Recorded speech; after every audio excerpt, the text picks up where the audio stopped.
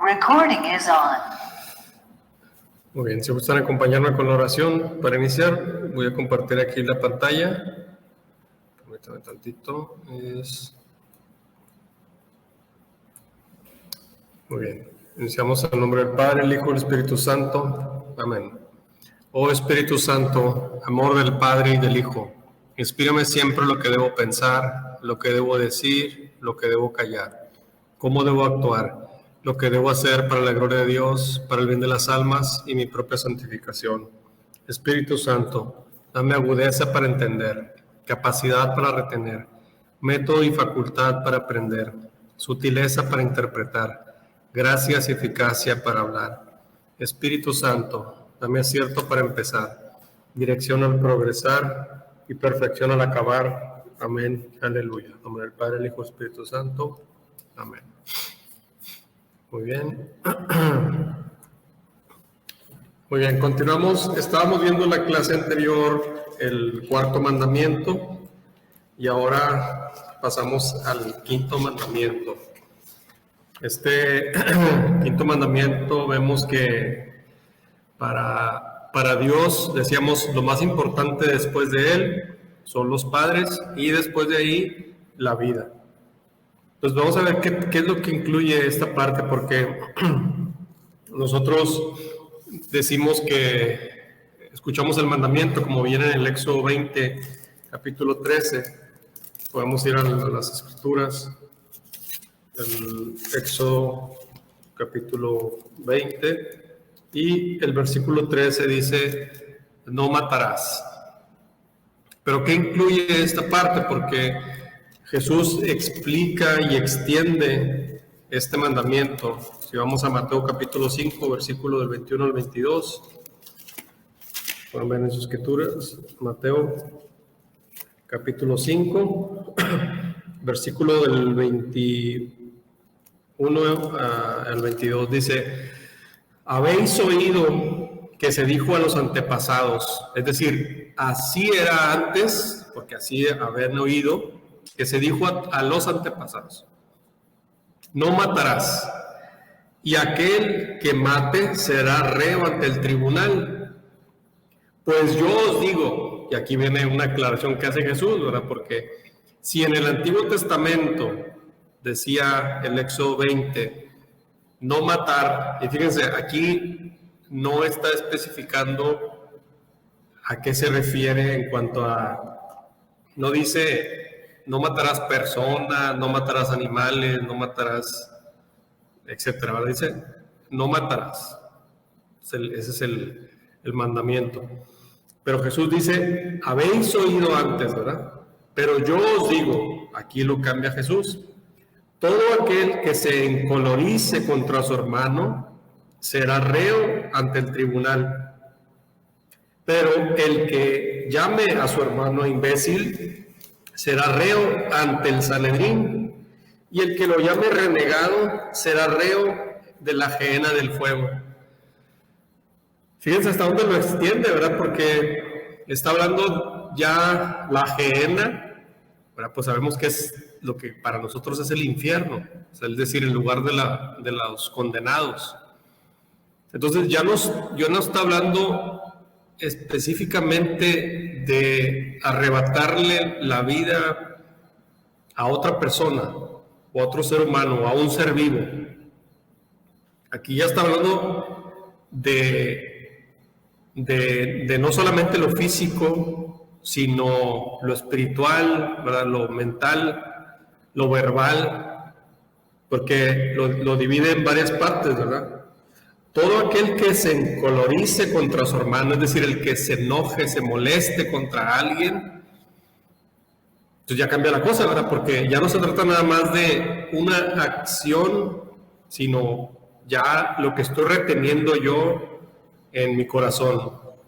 Es decir, yo si prácticamente, si yo me molesto contra alguien, a lo mejor la persona ni cuenta se ha dado, pero yo estoy reteniendo en mi corazón ese odio hacia esta otra persona, ¿a quién le afecta? Aquí, principalmente como lo está diciendo Jesús, pues a quien tiene ese coraje, ¿verdad? Ya se está faltando aquí contra el quinto mandamiento. Y, caray, pues ya la situación aquí ya cambia mucho, ¿verdad? Porque ya no se trata de una acción física, sino que va más allá que eso. Ya es el guardarle coraje a alguien más y el insultar a la persona. Muy bien, voy a compartir aquí la pantalla. Vamos a los numerales. ¿Alguien quería mencionar algo? Doki Blanca. ¿Qué cita era, perdón? Es Mateo capítulo 5, okay. Versículo del 21 al 22. Gracias. Sí, muy bien.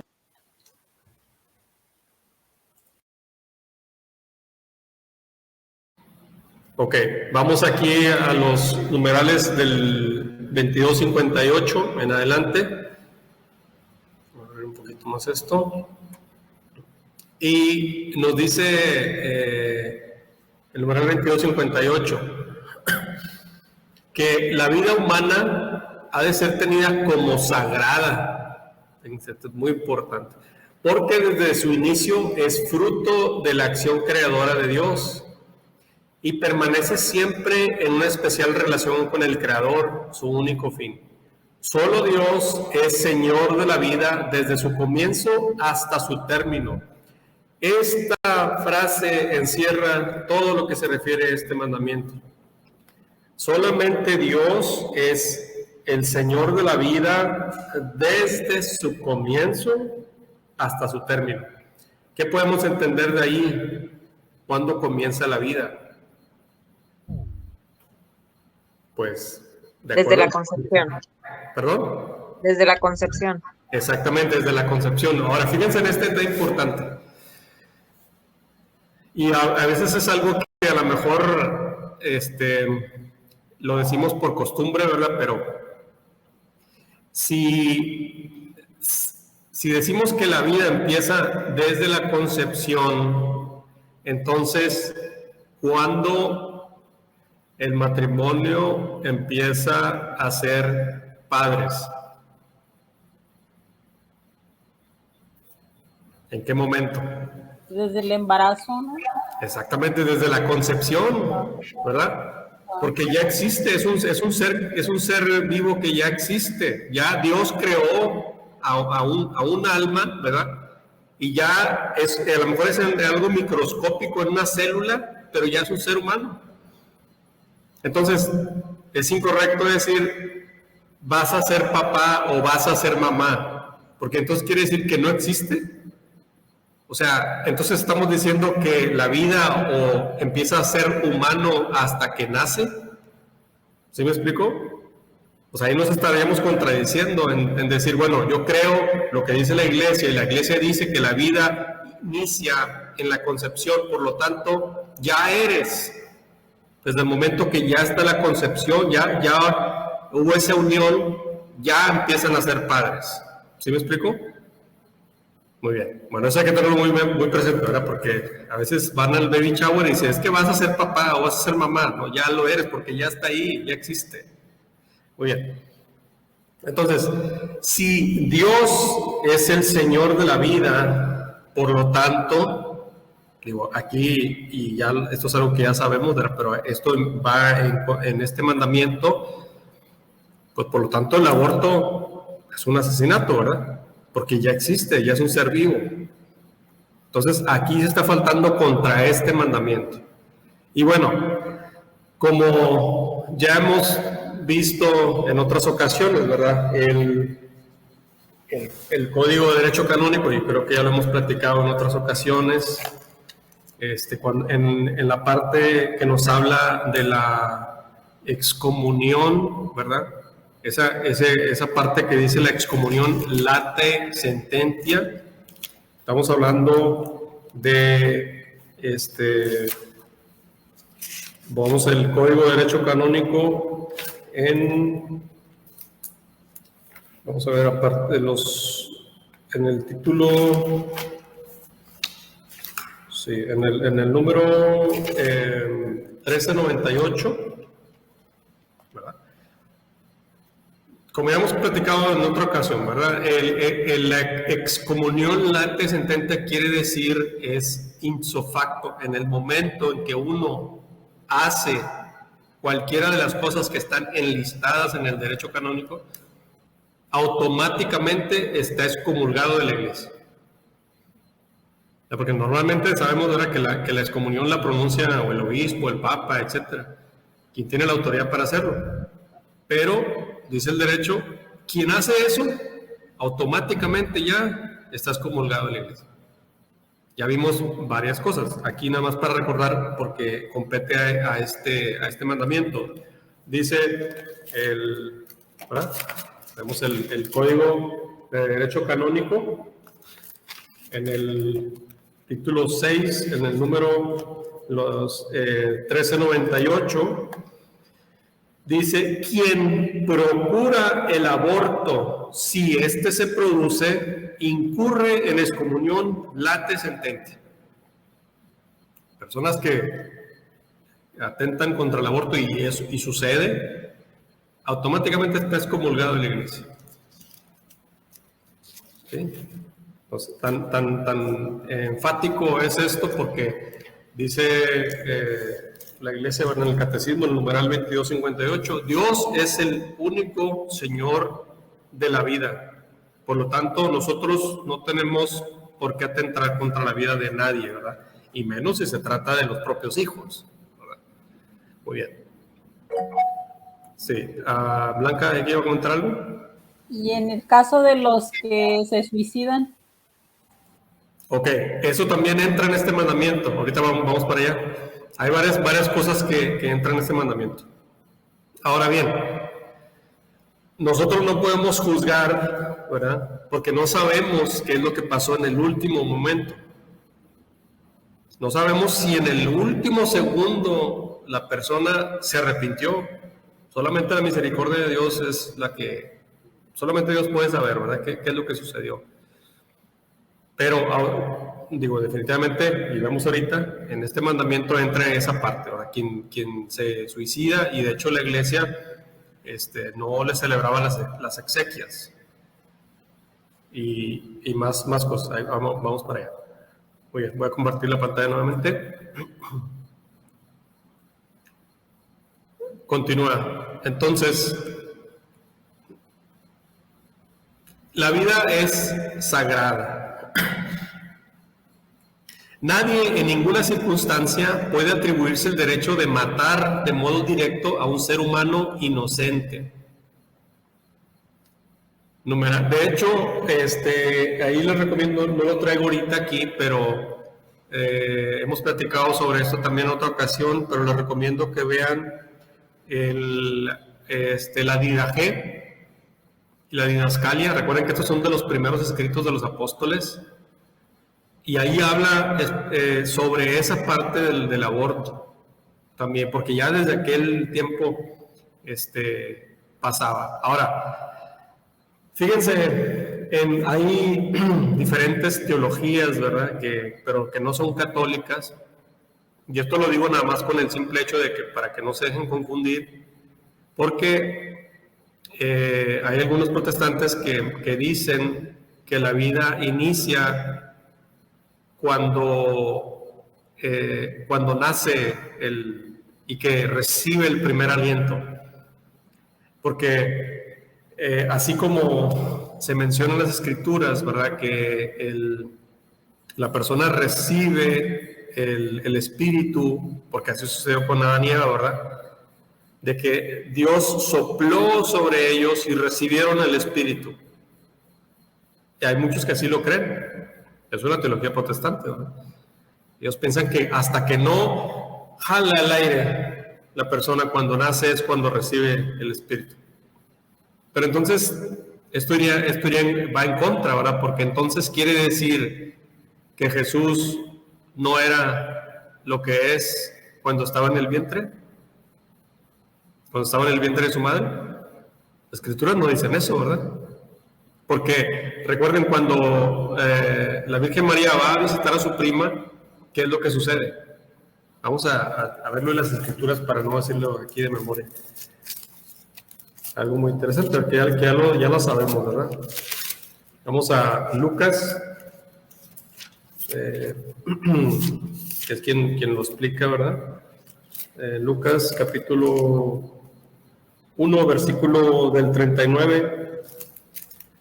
Dice, en aquellos días se puso en camino María y se fue con prontitud a la región montañosa, a una ciudad de Judá. Entró en casa de Zacarías y saludó a Isabel. En cuanto oyó Isabel el saludo de María, saltó de gozo el niño de su seno. Isabel quedó llena del Espíritu Santo y exclamó a gritos, bendita tú entre las mujeres y bendito el fruto de tu seno. ¿Y de dónde a mí que venga a verme la madre de mi Señor? Vea, todavía no nace, ¿verdad?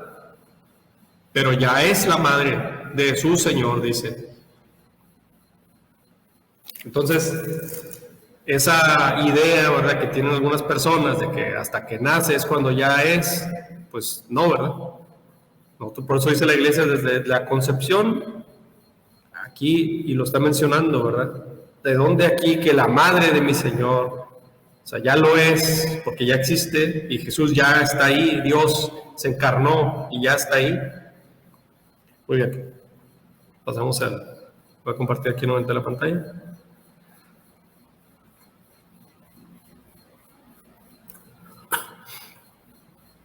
Muy bien. Numeral 22:59. El hombre se convirtió en el enemigo de sus semejantes. La escritura, en el relato de la muerte de Abel a manos de su hermano Caín, revela desde los comienzos de la historia humana la presencia en el hombre de la ira y la codicia, consecuencias del pecado original. Y vea cómo esto va progresando, ¿verdad? Inicia en nuestro interior la ira, la codicia, y lleva hasta el asesinato. Como ya sabemos esta historia, ¿verdad?, de Caín y Abel. Pero cómo, debido a su molestia, ¿verdad?, porque pensaba que Dios no le recibía con bien lo que él llevaba, aunque sabemos que pues no se lo entregaba lo mejor, ¿verdad? Muy bien. Y le pregunta Dios, ¿verdad? ¿Qué has hecho? Se oye la sangre de tu hermano clamar a mí desde el suelo. Pues bien, maldito seas lejos de este suelo, que abrió su boca para recibir de tu mano la sangre de tu hermano. La alianza de Dios y la humanidad está tejida de llamamientos a reconocer la vida humana como don divino. La vida humana es un don divino.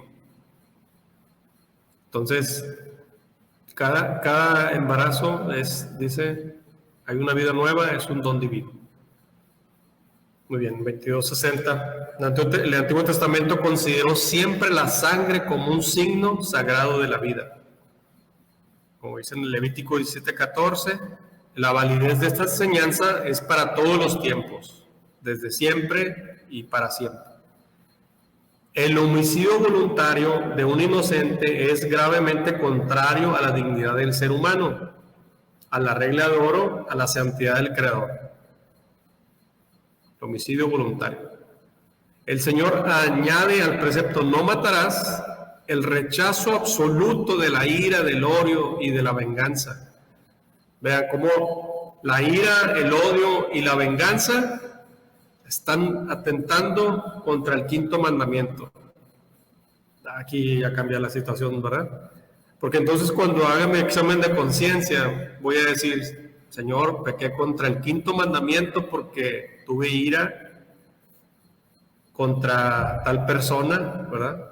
Odio, siento venganza, esa clase de sentimientos me están diciendo, ¿verdad?, que es en contra ya de este mandamiento. Entonces, hay personas que dicen, no, pues es que yo soy bueno porque pues yo no mato, yo no robo, yo no, etcétera, etcétera, etcétera. ¿Será? Porque ya, digo, como vimos en los otros mandamientos, ¿verdad? Y ahora específicamente en este. ¿Será que estoy matando a alguien? O sea, estoy fallando contra el quinto mandamiento porque me enojo contra tal persona, porque le deseo el mal, porque tengo esa clase de sentimientos de odio, de venganza. Ahora, vamos a ir viendo ahorita también esa diferencia, ¿verdad? Porque hay unas cuestiones que explica en cuanto al homicidio, ¿verdad? Voluntario, involuntario, cómo aplica esto, si atentan contra mi vida y sucede un altercado, etcétera, ¿verdad? Vamos a ir viendo esto también. Muy bien, comparto aquí nuevamente la pantalla.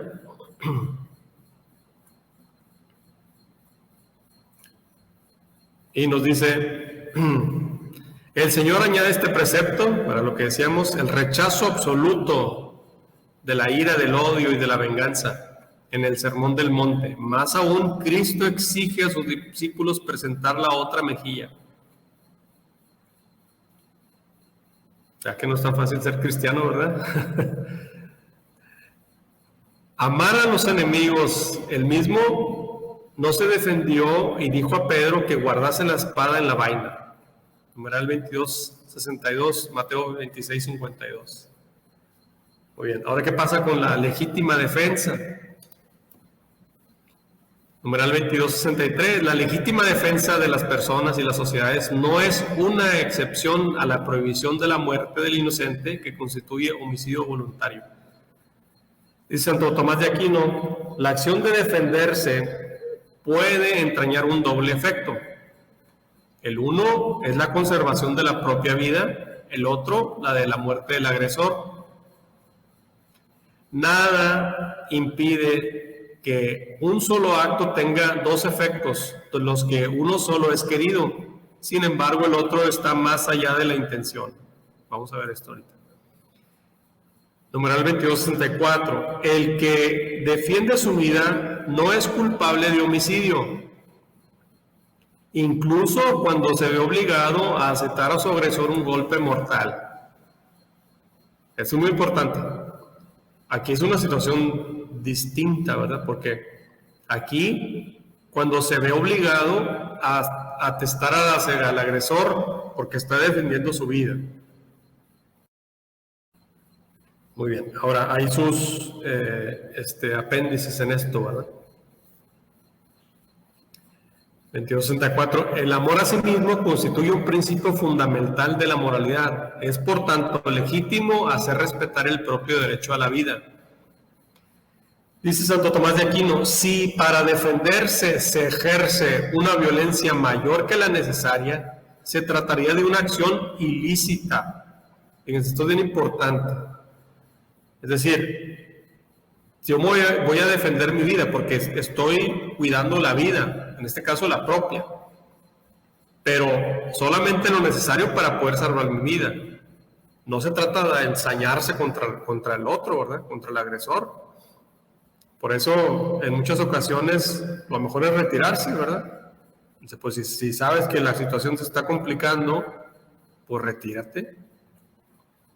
Y dice, pero si se rechaza la violencia en forma mesurada, la acción sería lícita.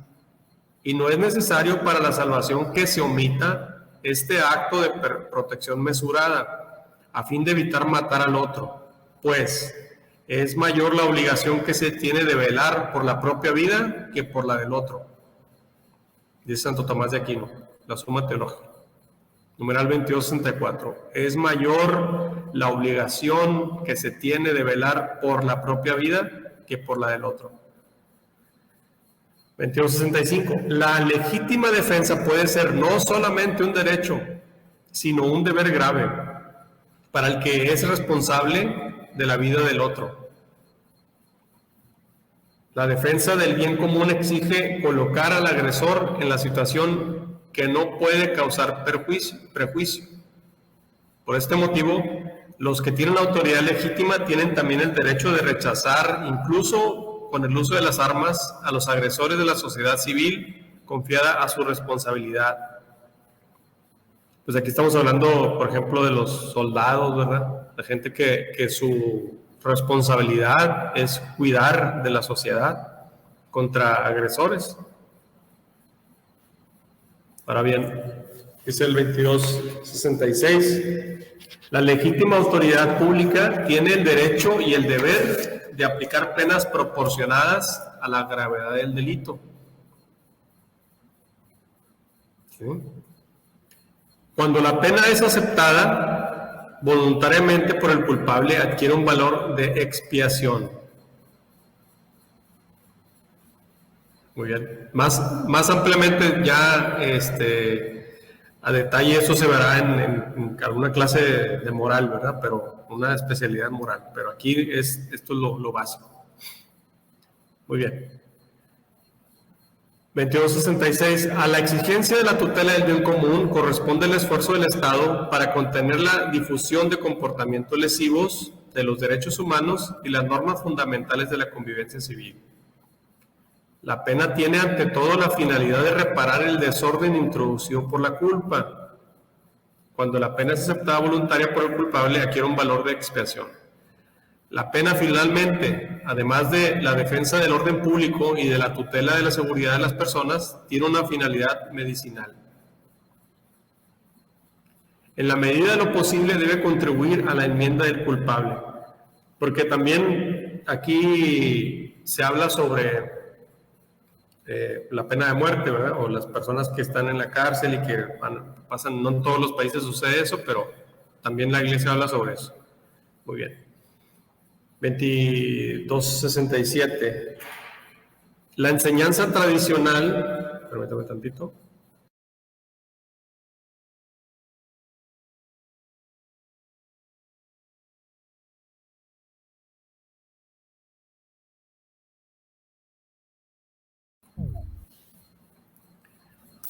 La enseñanza tradicional de la Iglesia no excluye supuesta la plena comprobación de la identidad y la responsabilidad del culpable. El recurso de la pena de muerte, si este fuera el único camino posible para defender eficazmente al agresor injusto, al agresor injusto, las vidas humanas. Pero,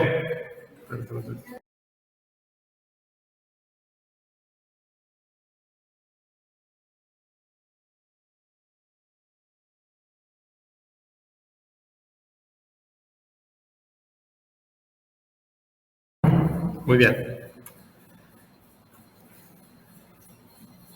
Hoy, en efecto, como consecuencia de las posibilidades que tiene el Estado para reprimir eficazmente el crimen, haciendo inofensivo a aquel que lo ha cometido sin quitarle definitivamente la posibilidad de redimirse, los casos en los que sea absolutamente necesario suprimir al reo.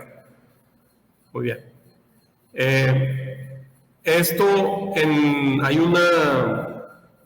En los catecismos más actuales se hizo una revisión a una parte, ¿verdad? Porque cuando habla de la pena de muerte, en el catecismo de los primeros que salieron se hablaba sobre eso, pero hay en los que tengan el catecismo más nuevo viene una diferenciación. No sé si Lourdes tenga ahí el que se imprimió para Estados Unidos, el verde o el azul, no me acuerdo. Tiene una revisión. Ok. Bueno, no estoy seguro si ese lo traiga, pero hay una modificación. No lo traigo aquí ahorita conmigo, pero porque creo que esa fue una modificación que hizo, si mal no recuerdo, el Papa Francisco, que habla sobre la pena de muerte, porque aquí lo menciona como si ya es el último recurso, porque ¿qué pasa con una persona? Imagínense un asesino serial, etcétera, ¿verdad? Que en los países donde los condenan a muerte, esto se vuelve un poquito ya más complicado, ¿verdad? Les digo, no podemos entrar tan a detalle, porque eso lo verán cuando tomen una clase de moral más, un diplomado en moral o algo más enfocado a eso. Pero, ¿qué pasa, por ejemplo, con una persona que si está en la cárcel y a lo mejor mató a varias personas y según la ley merece la pena de muerte? Entonces, si Dios es el único autor de la vida, por lo tanto nadie puede atentar contra la vida de alguien, porque es imagen y semejanza de Dios, y Dios es el único dueño de la vida. Entonces nosotros no podemos, nadie puede atentar contra la vida de alguien, independientemente de lo que haya hecho. ¿Sí me explico? Ok, les digo, este es un tema más profundo que nos llevaría un semestre, ¿verdad? O por lo menos más tiempo. La iglesia decía en este momento en el catecismo, si sería el último recurso a una persona sentenciarle a muerte, si la persona no muestra ningún tipo de arrepentimiento y si además se empeña, porque la intención de la cárcel es la readaptación social. Entonces, la persona comete un crimen, entra a la cárcel y la intención es que se arrepienta y que pueda tener una segunda oportunidad y se pueda readaptar a la sociedad. ¿Sí?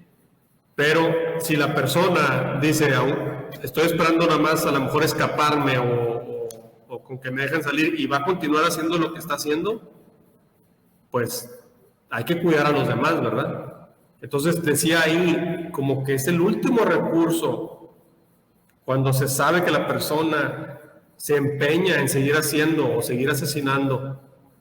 Entonces sería como el último recurso. Pero los catecismos los cambiaron, ¿sí? Tengo una duda aquí. Eso significaría, y estoy tratando de entender lo que usted nos está diciendo, ¿verdad? Como dice, no hemos profundizado en este tema aquí en el catecismo de la iglesia o en la Biblia. Pero eso significaría que la iglesia acepta en cierta forma la pena de muerte. Bueno, eso es a lo que menciono. Aquí en este catecismo que tengo yo, lo pone como el último de los recursos. O sea, y simplemente porque están protegiendo a otras vidas. Pero, si mal no recuerdo, eso lo modificó el Papa Francisco. O sea, ya no lo tomaba. Entonces, hay que ver los más actuales. Sí. ¿Perdón? Mi pregunta sería si en la actualización viene que no sea, o sea, que no es el último recurso, sino que finalmente no se acepta, o si realmente es el último recurso con esa actualización. Esa es mi pregunta. No, ahorita lo menciona en el catecismo que tenemos. Yo creo que la mayoría sí lo menciona así como el último de los recursos. De hecho, vea, voy a compartir aquí la pantalla. Pero esto ya lo actualizó la iglesia creo, si mal no recuerdo, con el Papa Francisco, ¿verdad? Porque nos dice aquí, la legítima autoridad pública tiene el derecho y el deber de aplicar penas proporcionadas a la gravedad del delito. Ahí eso es una cosa, ¿verdad? A la exigencia de la tutela del bien común corresponde el esfuerzo del Estado para contener la difusión de los comportamientos lesivos de los derechos humanos. La pena tiene ante todo la finalidad de reparar el orden introducido. Entonces, la intención es reparar el desorden. Y esto no necesariamente se repara dándole la pena de muerte a quien se le haya dado, ¿verdad? Ahora bien, la pena finalmente, además de la defensa del orden público y la tutela de la seguridad de las personas, tiene una finalidad medicinal, bueno, referente a lo mismo que menciona ahí. 2267. La enseñanza tradicional de la Iglesia no excluye supuesta la plena comprobación de la identidad y la responsabilidad del culpable. El recurso a la pena de muerte, si esta fuera el único camino posible para defender eficazmente del agresor injusto las vidas humanas. Es decir, aquí sí lo menciona así, porque, les digo, imagínense que una persona que asesinó a varias personas, finalmente lo atrapan, lo llevan a la cárcel. En algunos países, inmediatamente les aplican la pena de muerte, ¿verdad? A la silla eléctrica o lo que sea. Y la iglesia dice, tendrías que ver el último de los recursos y sería, ¿por qué no no es el hecho de que la persona asesinó a varias personas y ya por eso debe de morir. Porque la intención es readaptar a la persona a la sociedad. Claro que es difícil, ¿verdad? Pero no imposible. Suponiendo que la persona se arrepiente, ¿verdad? Y se le perdona. Y sale y bueno, pues trata de vivir una vida que se adapta otra vez a la sociedad y se va por el buen camino. No sabemos, ¿verdad? Pero si la persona se empeña, vamos a suponer el mismo caso, la misma cantidad de asesinatos, lo que haya sido, pero es otra persona, y esa otra persona continúa persistente en que lo seguiría haciendo y que espera el momento para salir, para seguir haciéndolo, entonces hay que proteger a los demás de esas personas nocivas, ¿verdad? Que se sabe que van a seguir asesinando. Entonces no puede ser posible que se le permita salir a esa persona cuando ya se sabe, porque lo está diciendo que lo va a hacer.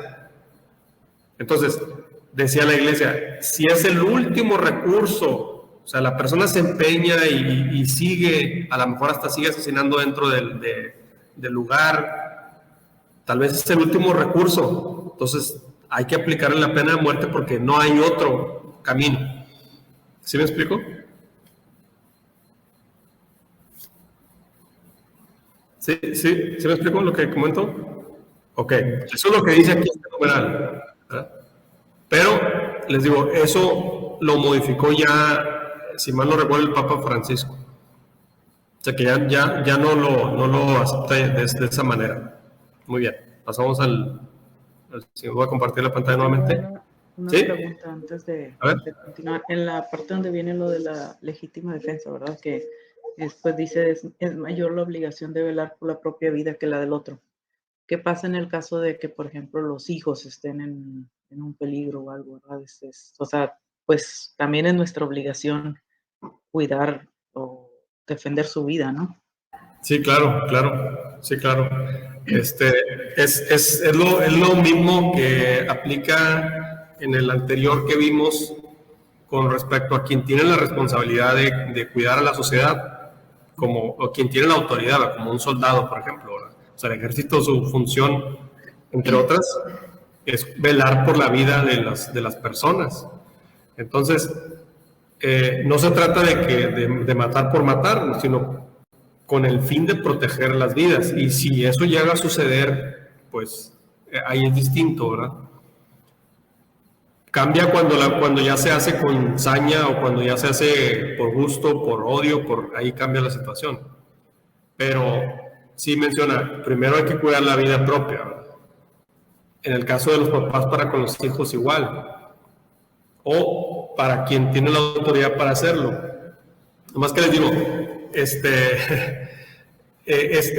tema es muy amplio, ¿verdad? No, desafortunadamente no tenemos tanto tiempo para adentrar como debería ser, ¿verdad? Pero les digo, ya se amplía mucho mayor en un diplomado de moral, ¿verdad? Porque me marcan muchas cosas. Ahorita por lo pronto nada más es saber que el quinto mandamiento incluye no solamente el privar de la vida a una persona, sino incluye el enojarse, ¿verdad? El odio, el guardar rencor, etcétera. Todo eso está atentando contra el quinto mandamiento.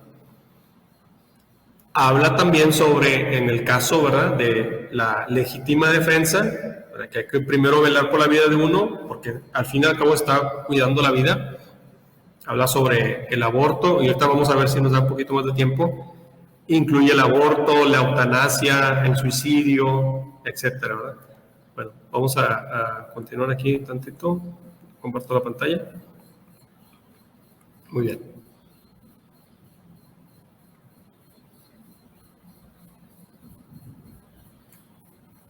Muy bien. El homicidio voluntario. Nos dice el numeral 2268, el quinto mandamiento condena como gravemente pecaminoso el homicidio directo y voluntario. El que mata y los que cooperan voluntariamente con él cometen un pecado que clama venganza al cielo. Aquí por eso en el caso del aborto, ¿verdad? Bueno, vamos a verlo ahorita. El infanticidio, el fratricidio, parricidio, el homicidio del cónyuge son crímenes graves, especialmente graves a causa de los vínculos naturales que destruyen. Entonces, aquí está hablando, obviamente el matar es algo malo, pero si se trata de un familiar es mucho peor. Se trata de los hijos o de los padres, pues más gravemente, ¿verdad? Terrible. Muy bien, 2269. El quinto mandamiento prohíbe hacer algo con intención de provocar indirectamente la muerte de una persona. Esto es muy importante. Va nuevamente. Este mandamiento prohíbe hacer algo con intención de provocar indirectamente la muerte de una persona. Por ejemplo, nos dice la ley moral prohíbe exponer a alguien sin razón grave a un riesgo mortal, así como negar la asistencia a una persona en peligro. Muy importante. Vea. Exponer a alguien sin razón. Sí, hay personas que les gusta aventarse de la montaña y están exponiéndose, ¿verdad? Sin razón. Se rompe la cuerda y pues ya, ¿verdad? Y a lo mejor se está impulsando a otro, vamos a hacerlo y hazlo tú primero y se rompe la cuerda, ¿verdad? Exponer a alguien sin razón, así como negar la asistencia a una persona en peligro.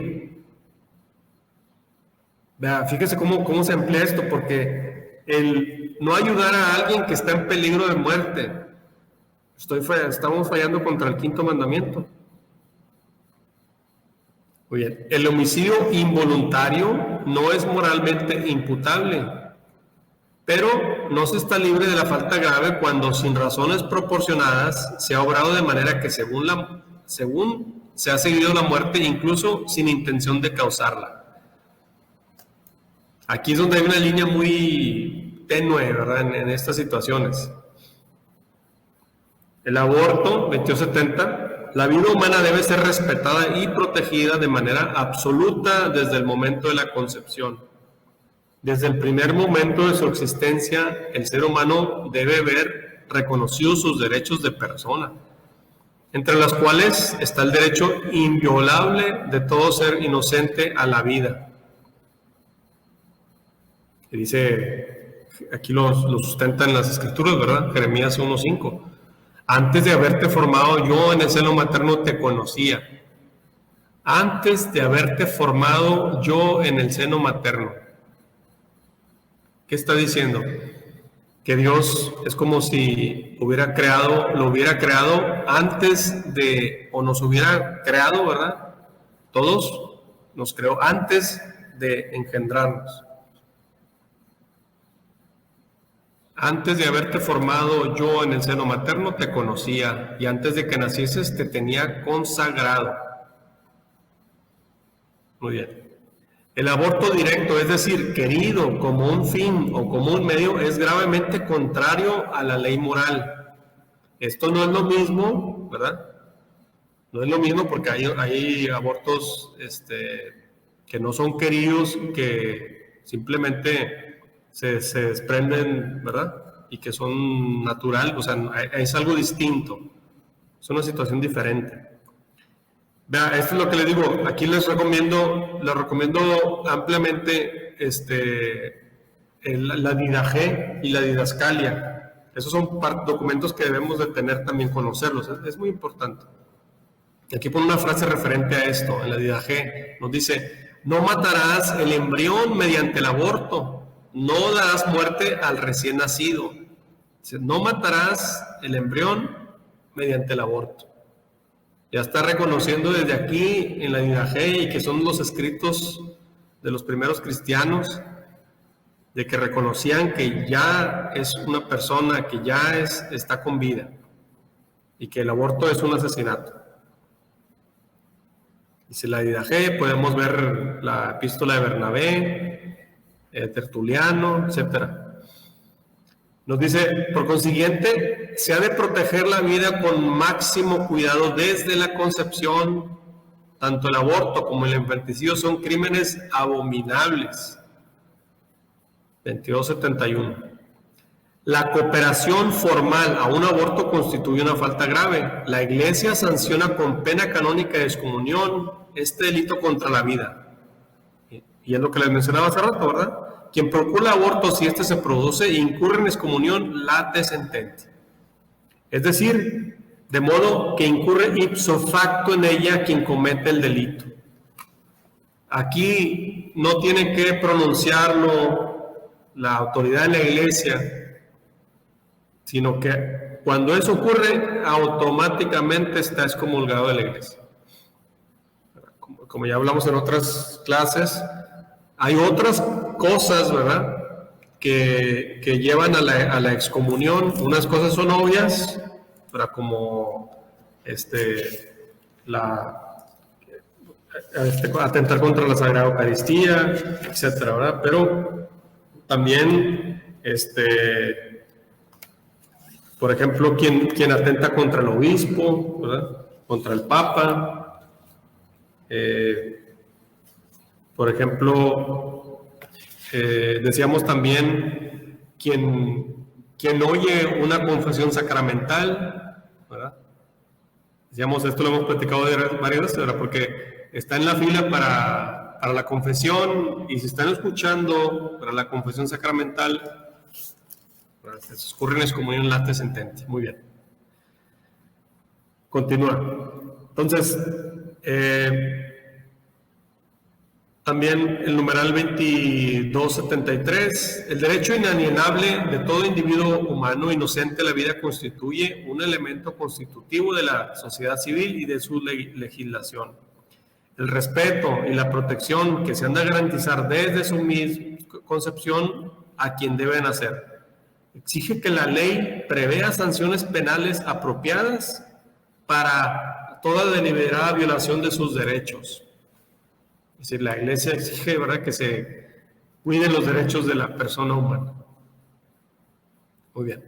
Fíjense, esto también es otro punto muy importante, ¿verdad? Puesto que debe ser tratado como una persona desde la concepción, el embrión deberá ser defendido de su integridad. El diagnóstico prenatal es moralmente lícito si se respeta la vida e integridad del embrión y del feto humano, y si se orienta hacia la protección o hacia su curación, pero se opondrá gravemente a la ley moral cuando contempla la posibilidad, en dependencia de sus resultados, de provocar un aborto. Un diagnóstico que atestigua la existencia de una malformación o de una enfermedad hereditaria no debe equivaler a una sentencia de muerte. Es decir, la persona, dice la mujer, ¿verdad?, puede ir ante el médico para ver diagnósticos. Eso no quiere decir que eso no está mal, pero dice, si el médico le dice, pues viene con malformación, y por eso ya los padres van a asesinar a su hijo, pues no, ¿verdad? Dice, eso va en contra del mandamiento. Entonces, ¿cuál es la intención de hacerse esos estudios? Porque se supone que la intención debe ser, bueno, vamos a ver cómo está, y si hay algo que está mal y se puede reparar, pues es bueno, ¿verdad? A veces a lo mejor se dan cuenta y dicen, bueno, pues tal vez hay que hacer una operación inmediatamente al nacer, pues es algo bueno. Pero si se hace con la intención de saber si trae una malformación o algún síndrome o alguna otra cosa, y decir, bueno, como viene mal, hay que matarlo, pues no, ¿verdad? Eso es lo que dice que va en contra de esto. El diagnóstico, o sea, es moralmente lícito si se respeta la vida. En ocasiones se va a hacer un estudio y en muchas ocasiones los médicos dicen, corres el riesgo de que al hacer el estudio se rompa la bolsa, ¿verdad?, y ocurra un aborto. Entonces ya le están diciendo, ¿verdad? Y la persona dice, pues no importa, quiero saber. Bueno, si sucede, pues están corriendo en el aborto, ¿verdad? Muy bien. Por eso dice que se opondrá gravemente a la ley moral cuando contempla la posibilidad, en dependencia de sus resultados, de provocar un aborto. Muy bien. Se debe considerar lícitas las intervenciones sobre el embrión humano siempre que respeten la vida y la integridad del embrión, que no lo expongan a riesgos desproporcionados, que tengan como fin su curación. Esa es la intención. El diagnóstico debe ser para ayudar, para que tenga el fin de curación, la mejora de sus condiciones de salud o de su supervivencia individual. Es inmoral producir embriones humanos destinados a ser explotados como material biológico disponible, ¿verdad? Aquí hay varias cuestiones también. Desde Vaticano I se mencionaba que personas que no puedan tener hijos, dice esto es algo también que va en contra, y habla específicamente de la inseminación in vitro, porque ahí ocurre una selección, ¿verdad? Una selección y alguien va a tomar la decisión de descartar, decir este esperma no sirve, este sí sirve. Está hablando de la vida, ¿verdad? O sea, ¿quién es? Si decimos Dios es el único autor de la vida, y más, dice, es inmoral producir en embriones humanos destinados a ser explotados como material biológico disponible. A lo mejor dice una mujer que está soltera y dice, pues yo quiero tener un hijo y voy y compro un esperma. Eso va en contra, ¿verdad?, de este mandamiento. Muy bien. Arquitecto. Sí. Ahí en este punto tengo una duda. He sabido que las vacunas contra el COVID, algunas fueron producidas con embriones, y en algunos casos, pues, mucha gente, ¿verdad?, cristiana, católicos, pues estaban en contra de la vacuna, ¿verdad?, de que se produciera de esa forma. Sé que la iglesia pues nunca tuvo un pronunciamiento muy estricto sobre eso, pero ¿aplicaría en este caso, en este punto, el que usaron embriones y que se siguen usando embriones para producir la vacuna del COVID? Y que pues hubo gente inclusive que bajo conciencia nunca se la puso la vacuna, prefirió enfermarse antes que ponerse la vacuna. Tanto católicos, conozco católicos y cristianos separados que no se pusieron la vacuna. Entonces, sería parte de este punto incorrecto, o sea, de que pues en realidad sí estuvo mal esa vacuna. Bueno, allí habría que ver también, ¿verdad?, si efectivamente eso es verdad, porque también ocurren muchas situaciones en las que se dicen, o sea, es como que difícil comprobar, a menos que hubiera, no sé, una cantidad de médicos de diferentes países o algo que pudiera, porque nosotros realmente no podemos saber a menos que seamos científicos, ¿verdad?, para comprobarlo personalmente, a menos que hubiera, digo, una certeza y que la iglesia ya se hubiera pronunciado contra eso, pero lo que sí menciona aquí en este punto, ¿verdad?, que no se puede utilizar a personas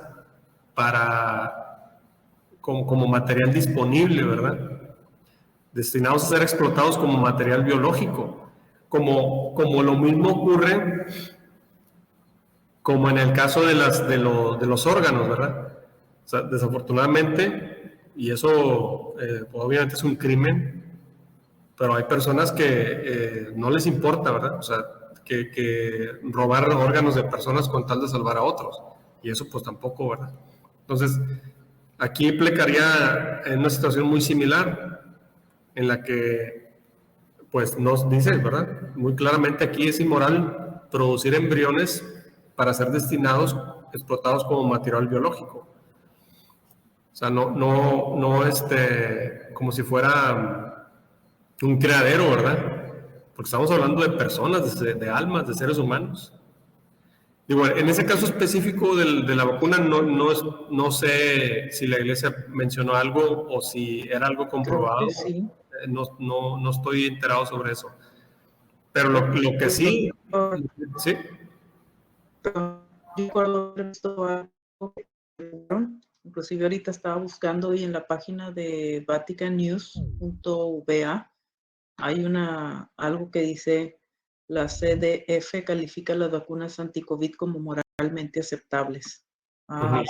Por lo que dice aquí que una nota de la Congregación para la Doctrina de la Fe, aprobada por el Papa Francisco, da luz verde en esta época de pandemia a las vacunas producidas con líneas celulares de 2 fetos abortados de la década de 1960. Y bueno, viene más información ahí. Sí, es lo que menciono. Habría que ver si en este caso ya se pronunció la iglesia, pues esa es la norma, ¿verdad? Para nosotros. Para nosotros católicos, cristianos, es la norma, quien tiene la autoridad, que sería la iglesia, ¿verdad? En este caso. Muy bien. Por ahí puse el link en el chat. Si sí, muchas gracias. Vamos a... Aquí lo copio. Muy bien. Muy bien, pasamos al siguiente. Les digo, desafortunadamente, este es un tema muy amplio, ¿verdad? Y quisiéramos ahondar más, pero no nos da mucho tiempo. Muy bien, continuamos aquí rápidamente. También incluye esta parte la eutanasia. Aquellos cuya vida se encuentra disminuida o debilitada tienen derecho a un respeto especial. Las personas enfermas o disminuidas deben ser atendidas para que lleven una vida tan normal como sea posible. Es decir, esto es muy importante, de que aunque la persona a lo mejor haya sido diagnosticada ya como muerte terminal o ya esté desahuciada, no por ese hecho se le va a dejar de cuidar, ¿verdad? Porque hay gente que puede decir, no, pues si ya se va a morir, pues ya para qué le haces caso, que se quede ahí, ¿verdad? Eso no. Eso iría en contra de este mandamiento también. Aquí específicamente de la eutanasia, pues sabemos, ¿verdad? Se refiere a quien prácticamente, pues es un suicidio, prácticamente. Y habla sobre las personas enfermas, ¿verdad? Que ya estén a lo mejor en la última etapa, pero siguen con vida, siguen siendo personas. Entonces, cualesquiera que sean los motivos y los medios, la eutanasia directa consiste en poner fin a la vida de las personas disminuidas, enfermas o moribundas. Es moralmente inaceptable. La eutanasia es moralmente inaceptable. Por tanto, una acción o una omisión que de suyo o en la intención provoca la muerte para suprimir el dolor, constituye un homicidio gravemente contrario a la dignidad de la persona humana y al respeto del Dios vivo, su creador. Una acción o una omisión que de suyo o en la intención provoca la muerte para suprimir el dolor, constituye un homicidio gravemente contrario a la dignidad de la persona. ¿Sí?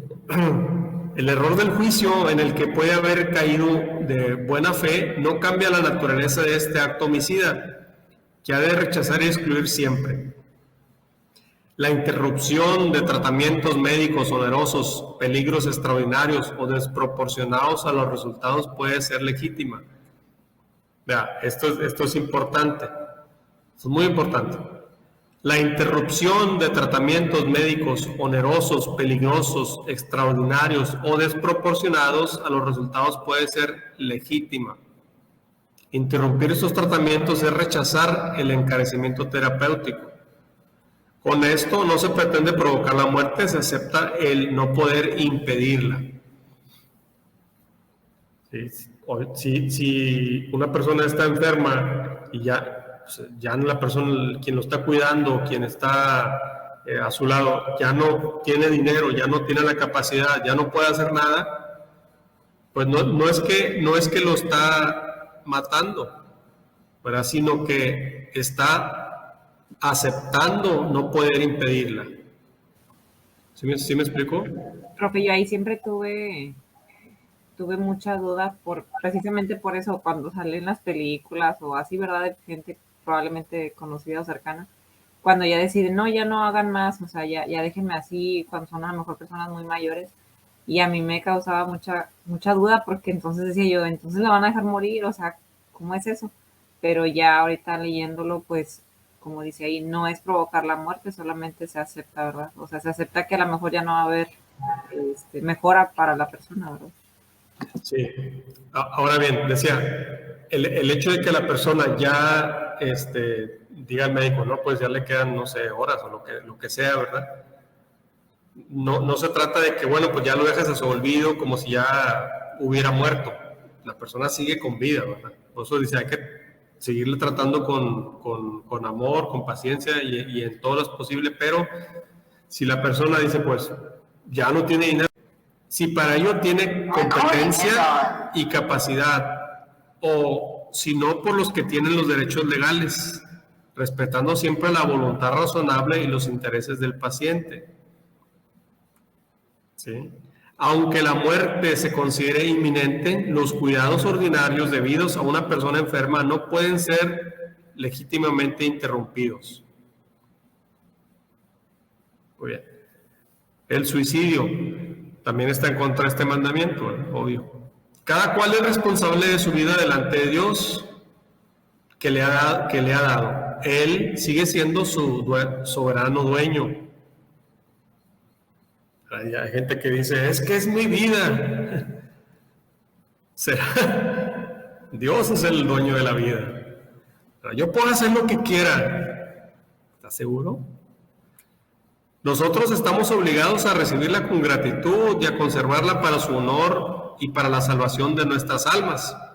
Somos administradores y no propietarios de la vida que Dios nos ha confiado. No disponemos de ella.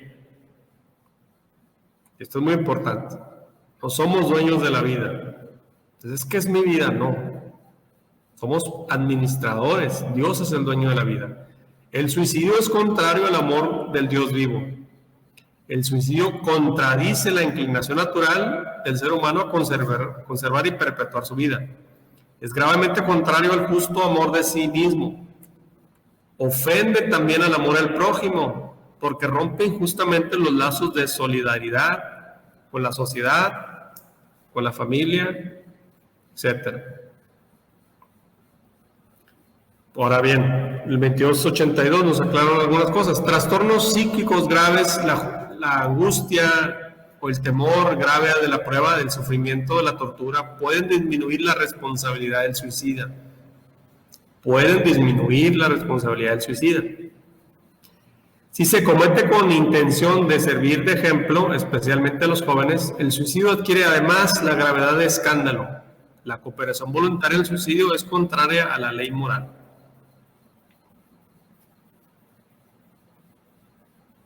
Bien. 2283. No se debe desesperar de la salvación eterna de aquellas personas que se han dado muerte. Dios puede haberles facilitado por los caminos que Él solo conoce la ocasión de un arrepentimiento salvador. Por eso dice, pues, ¿Judas se fue al infierno? Pues no sabemos, ¿verdad? No sabemos si al último momento se arrepintió y Dios lo perdonó. De hecho, hay algo muy interesante que ya les había comentado. Sor Faustina en su libro, en esa conversación con Jesucristo, hace la pregunta y Jesús le dice, si te dijera qué pasó con Judas, dice, se aprovecharían de mi misericordia. Muy interesante lo que menciona ahí. Está algo fuerte el libro, pero se lo recomiendo, ese libro. Bien, siguiente, el respeto de las personas, el respeto del alma del prójimo, el escándalo. El que escandaliza se convierte en tentador de su prójimo. El escándalo es la actitud o el comportamiento que induce al otro a hacer el mal. Atenta contra la virtud y el derecho, puede ser ocasión de su hermano la muerte espiritual. Vea, Esto es también muy importante porque ya está hablando aquí que no se trata solamente de lo físico, porque se puede matar a alguien espiritualmente, se puede acabar, arruinar la vida de una persona con el escándalo. Imagínense, porque construir un buen nombre toma años, pero destruirlo así, rápido, ¿verdad? Levantarle un falso a una persona y que prácticamente se le condene a la muerte espiritual, a la muerte social, de que ya nadie quiera tener trato con esa persona porque se le levantó un falso, es algo, ¿verdad?, muy complicado. Entonces, el que escandaliza se convierte en tentador de su prójimo, atenta contra la virtud y el derecho, puede ocasionar a su hermano la muerte espiritual. El escándalo constituye una falta grave si por acción u omisión arrastra deliberadamente a otro a una falta grave. El escándalo adquiere una gravedad particular según la autoridad de quienes lo causan o la debilidad de quienes lo padecen. Y Jesús lo menciona, ¿verdad? Dice: con esta maldición, al que escandalice a uno de estos pequeños que cree en mí. Y vean, no se está refiriendo necesariamente a los niños, a alguien que va creciendo apenas en la fe. Más le vale que le cuelguen al cuello una de esas piedras del molino que mueven los asnos y lo hundan en el profundo del mar. El escándalo es grave cuando es causado por quienes por naturaleza o función están obligados a enseñar y educar a nosotros. El escándalo puede ser provocado por la ley o por las instituciones, por la moda o por la opinión. Así, los empresarios que imponen procedimientos que incitan al fraude de los educadores o que exacerban a los alumnos, o los que manipulando la opinión pública los desvían de valores morales. Muy bien. Siguiente. El respeto de la salud. La vida y la salud física son bienes preciosos confiados por Dios. Debemos cuidar de ellos racionalmente, teniendo en cuenta la necesidad de los demás y del bien común. La moral exige el respeto de la vida corporal, pero no hace de ella un valor absoluto. Se opone a una concepción neopagana que tiende a provocar el culto del cuerpo, a sacrificar todo a él, a idolatrar perfección física y el éxito deportivo. Vea, esto es importante, ¿verdad? Porque dice, uno debe de cuidar el cuerpo porque es el templo del espíritu. ¿Sí? Debe de cuidarlo por esta razón, pero sin irse al otro extremo de darle culto, ¿verdad? Porque así es como lo veían muchos. Entonces, como sacrificar todo e idolatrar la perfección física y el éxito deportivo. O sea, no llegar al otro extremo. Sí, uno debe de cuidar el cuerpo porque es el templo del espíritu, pero sin llegar al otro extremo. ¿Sí? ¿Sí me explico? ¿Verdad? O sea, no se trata porque hay gente que dice, pues no importa, ¿verdad? Pues no importa. Sí importa porque es el templo del espíritu. Muy bien. La virtud de la templanza conduce a evitar toda clase de excesos, el abuso de la comida, del alcohol, del tabaco y de las medicinas. Quien en estado de embriaguez o por afición inmoderada de velocidad pone en peligro la seguridad de los demás y la suya propia. En las carreteras, en el mar, en el aire, se hacen gravemente culpables. Entonces, si una persona alcoholizada, ¿verdad?, y decide que va a manejar y sabe que en ese estado pudiera ocasionar un accidente, pues está atentando contra la vida, ¿verdad? El uso de la droga inflige muy graves daños a la salud y la vida humana. Fuera de los casos en que se recurre a ello por prescripciones estrictamente terapéuticas, es una falta grave. Solamente cuando es estrictamente por prescripciones médicas. No es porque se le antojó, porque no es porque por gusto, etcétera. Muy bien. El respeto de las personas en la investigación científica. Los experimentos científicos, médicos o psicológicos en personas o grupos humanos puede contribuir a la curación de los enfermos y al progreso de la salud pública. Muy bien. Pues,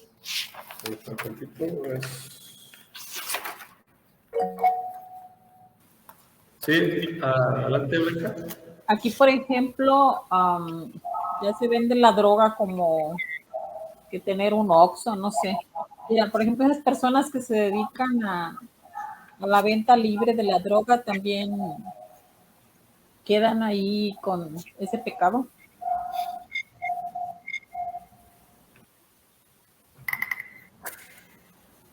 Sí, aquí porque vea, se está atentando contra la vida, ¿verdad? Se está atentando contra la vida de las personas. Muy bien. Siguiente. El trasplante de órganos es conforme a la ley moral si los daños y los riesgos físicos y psíquicos que padece el donante son proporcionados al bien que se busca para el destinatario. La donación de órganos después de la muerte es un acto noble y meritorio que debe ser alentado como manifestación de solidaridad generosa. Es moralmente inadmisible si el donante o sus legítimos representantes no han dado por explícito consentimiento. ¿Sí? Esto es importante. O sea, una cosa es el donar, ¿verdad? Y otra cosa es se lo roban, ¿verdad? Es algo muy diferente. Además, no se puede admitir moralmente la mutilación que deja inválido, provocar directamente la muerte, aunque se haga para retrasar la muerte de otras personas. Es lo que decía hace rato, ¿verdad? O sea, hay personas que desafortunadamente no les importa mutilar a alguien, ¿verdad? Con tal de salvar a otros. Y esto es contrario a lo moral, ¿verdad? Porque recuerden como obviamente lo opuesto que decía Nicolás Maquiavelo, ¿verdad? Que el fin justifica los medios. Para la iglesia dice no. Y no importa, o sea, no se va a mutilar o asesinar a una persona para salvar a 10 personas. Aunque alguien pudiera decir, bueno, pues es que salvar a 10 personas es algo bueno. Sí, pero ¿a costa de qué? ¿Verdad? El fin no justifica los medios, lo que dice la iglesia. Muy bien. El respeto a la integridad corporal, los secuestros y tomar rehenes, el terrorismo, la tortura, que usa violencia física o moral para arrancar confesiones, para castigar a los culpables, intimidar a los que se exponen, satisfacer el odio, es contrario al respeto de la persona y de la dignidad humana. Todo esto también va en contra de este mandamiento. Respeto a los muertos. A los moribundos se han de presentar todas las atenciones necesarias para ayudarles a vivir sus últimos momentos en la dignidad y la paz. No porque esté al borde de la muerte ya se debe de hacer un lado, ¿verdad? Deben ser ayudados por la oración de sus parientes, los cuales cuidan de los enfermos, reciban a tiempo los sacramentos que preparan para el encuentro con Dios vivo. Los cuerpos de los difuntos deben ser tratados con respeto y con caridad en la fe y en la esperanza de la resurrección. Enterrar a los muertos es una obra de misericordia corporal que honra a los hijos de Dios, templos del Espíritu Santo. La autopsia de los cadáveres es moralmente inadmisible cuando hay razones de orden legal o de investigación científica. Es moralmente admisible, ¿sí? O sea, es aceptable cuando hay razones de orden legal o de investigación científica. El don gratuito de órganos después de la muerte es legítimo y puede ser meritorio. La Iglesia permite la incineración cuando con ella no se cuestiona la fe en la resurrección del cuerpo. Sí, porque hay personas que dicen, bueno, pues es que la obra de misericordia dice enterrar a los muertos. ¿Y cómo se entierra si se está incinerando, verdad? Esto es aceptable. La Iglesia permite la incineración cuando con ella no se cuestiona la fe en la resurrección del cuerpo. Muy bien. Para eso también hay otra cuestión más amplia, también hay documentos de la iglesia. En otra ocasión, si hay oportunidad, les comparto eso. La defensa de la paz, recordando el precepto no matarás. La ira es un deseo de venganza. Desear la venganza para el mal de aquel a quien es preciso castigar es ilícito. Dice Santo Tomás de Aquino. Muy bien. El odio voluntario es contrario a la caridad. Vea cómo el odio es opuesto a este mandamiento. El odio al prójimo es pecado cuando se le desea deliberadamente el mal. El odio al prójimo es un pecado grave cuando se le desea deliberadamente un daño grave. ¿Sí? Entonces, como les menciono, ¿verdad? Ya se amplía mucho más esto, ¿verdad? Entonces, ¿cuándo he fallado a este mandamiento de no matarás? O sea, siento odio hacia alguien. Estoy fallando en ese mandamiento, ¿verdad? Es que yo no mato a nadie. Pues estoy fallando en el quinto mandamiento si odio a alguien. Muy bien. Evitar la guerra. El quinto mandamiento condena la destrucción voluntaria de la vida humana. Muy bien, bueno, ya sé, desafortunadamente ya no nos da más tiempo. No sé si hay dudas, preguntas, comentarios sobre este tema.